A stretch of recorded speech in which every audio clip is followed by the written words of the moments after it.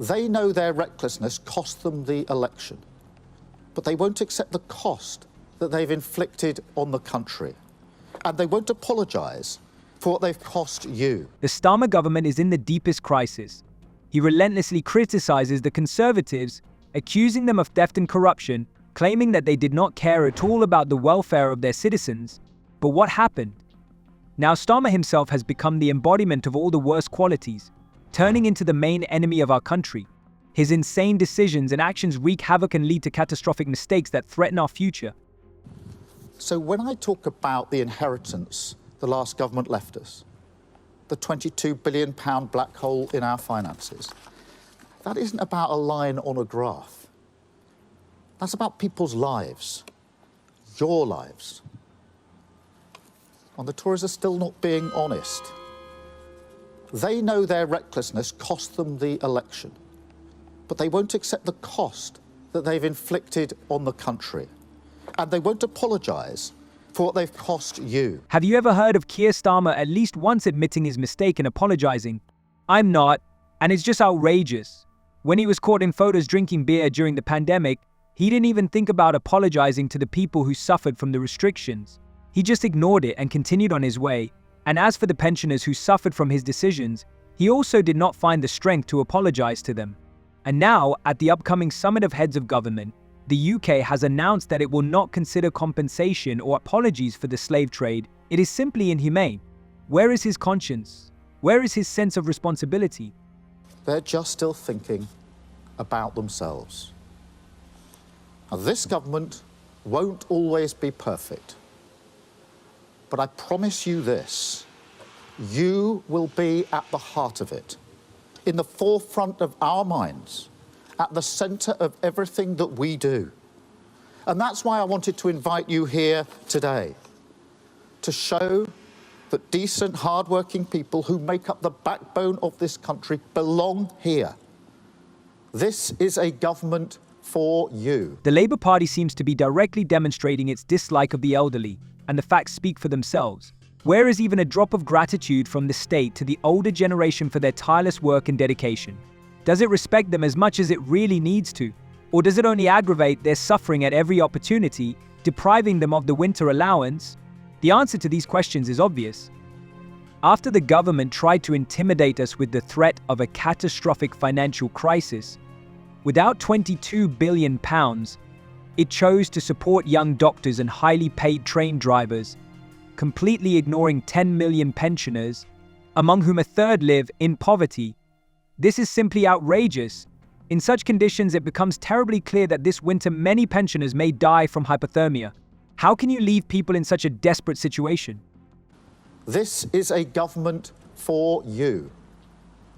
A garden and a building that were once used for lockdown parties. Remember the pictures just over there of the wine and the food. Well, this garden and this building are now back in your service. It's not just that the last government relied on easy gimmicks and bad ideas. Those things happened precisely because the government itself lost its focus on the hopes and ambitions of working people. During those recent riots, I made huge asks of the police and of the criminal justice system. People already stretched to the limit. They knew I was making big asks of them, and I'm not going to apologise for it. But let me tell you this, they delivered. They deserve our gratitude.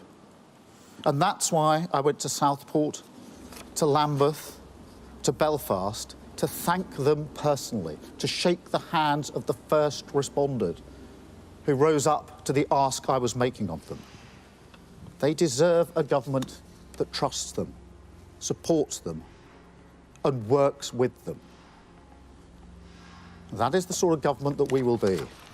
One that works with people, not does things to them.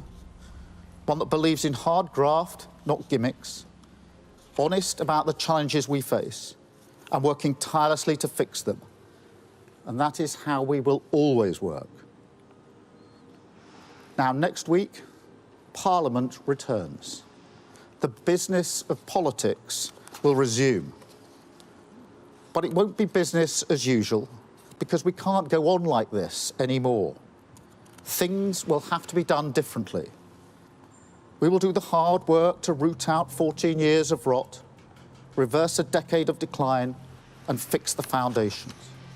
Between now and Christmas, we will carry on as we've started, action, not words.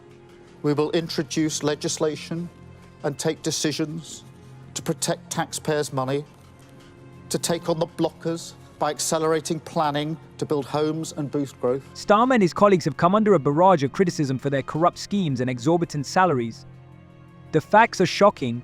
In just the last year, Labour cabinet ministers have received more than £800,000 in free payments and donations, including from lobby organisations. This is simply outrageous and unacceptable. Starmer himself was forced to return gifts worth several £1,000s from party sponsors, whereas the amount they receive is in the hundreds of thousands. This is not just corruption, this is a complete disregard for the needs of ordinary people who are suffering and struggling for survival. Labour's ratings have collapsed amid these scandals, but instead of acting in the interests of the people, they only care about their own interests and well-being. Thousands of elderly Britons are dying of cold while the government intends to deprive them of electricity subsidies. At the same time, migrants receive full support. This is just a blatant injustice. That's not performative, that's fact. But as well as the things that we've discovered, we've also seen shocking scenes across the nation. A mindless minority of thugs who thought that they could get away with causing chaos, smashing up communities and terrifying minorities, vandalising and destroying people's property, even trying to set fire to a building with human beings inside it. And as if that wasn't despicable enough, people displaying swastika tattoos, shouting racist slurs on our streets, Nazi salutes at the cenotaph. Demonstrations against migrants got out of control and turned into real riots. The authorities seem to be blinded by their power, giving the police the right to use the harshest measures to suppress protests. But instead of hearing the voice of the people, these people on the streets were for some reason dubbed the ultra-right. Starmer, instead of trying to understand the situation, used insults. This attitude not only does not add to his popularity, but also demonstrates his complete lack of understanding of the real problems that people face. People are tired of the policy of silencing violence emanating from migrants. Instead of solving the problem, the Labour government is only adding fuel to the fire. Unsurprisingly, the native British finally got tired of enduring. We demand justice and protection. We are tired of the policy of silence and connivance, which only exacerbates the problem. We'll bring rail service into public ownership, putting passengers first. The biggest levelling up of workers' rights in a generation, to give people security, dignity, and respect at work. And Great British Energy will be owned by the taxpayer, making money for the taxpayer, producing clean energy and creating good jobs. That is our focus for the rest of the year. He made a resounding promise to return almost all passenger rail services to state ownership within 5 years, putting them under the control of a new company. But who would believe that? I'm personally convinced that this is just another lie, another empty statement designed to deceive citizens and create false hopes. He likes to play on people's feelings, but in the end he does not fulfill any of his promises. It has already become his style to deceive and disappoint. And why should we believe him this time? It wasn't a fair trial in the way that we would understand it. It was more like a conveyor belt to send people to prison. And look at the that's headlines. where it's wrong. Well, look at the headlines just even the last couple of weeks where, a dozen paedophiles didn't get a sentence. You know, well, then why didn't you change the rules when you were both in Parliament? Well, the thing is, the sentencing guidelines are very broad. Rich of you to sit here Sorry, Benjamin. Let me just... Well, why I don't is actually Starmer think letting you violent understand how criminals sentencing out? guidelines work. So every offence will have a broad range of punishment that can be applied to it. And things like, have you committed an offence before, would normally mean that you would avoid a custodial sentence. I don't think this individual had... I was just shocked by the news that a dangerous criminal who could harm society was not sent to jail just because of his high cholesterol levels. He has already joined the long list of those who have escaped punishment despite their terrible crimes and past convictions. It doesn't matter to me if this person suffers from high cholesterol. He, like all other criminals, must be punished. How can you ignore the safety of society for the sake of some medical excuses? This is simply outrageous. Surely Keir Starmer has to take responsibility for the death of a grandfather who seemingly took his own life in prison after being sentenced to 32 months behind bars for his involvement in the disorder over the summer. Peter Lynch, 61, allegedly took his own life in HMP Moorland in Doncaster. That's according to The Telegraph. He pleaded guilty to violent disorder and abusing police. But I think it's worth looking at what Mr. Lynch actually did to get such a long sentence. So here's a video of some of that incident. No, get back now! Get back! Get back now! Get back! Scum! Praying for our children! I pray for my children! Peter Lynch was sentenced to almost 3 years in prison for participating in the summer riots, despite the fact that he did not show violence himself. Tragically, he passed away in prison, becoming a political prisoner under the leadership of Keir Starmer. The punishment Lynch suffered was simply monstrous, comparable to those who were convicted of much more serious crimes. Yes, he really overdid it a lot, but did he deserve at least part of such a harsh sentence? Moreover, unlike many criminals who are now being released from prisons to make room for other prisoners, this man had no problems with the law. This causes deep perplexity, indignation and sorrow. It's just a nightmare. What do you think about this video?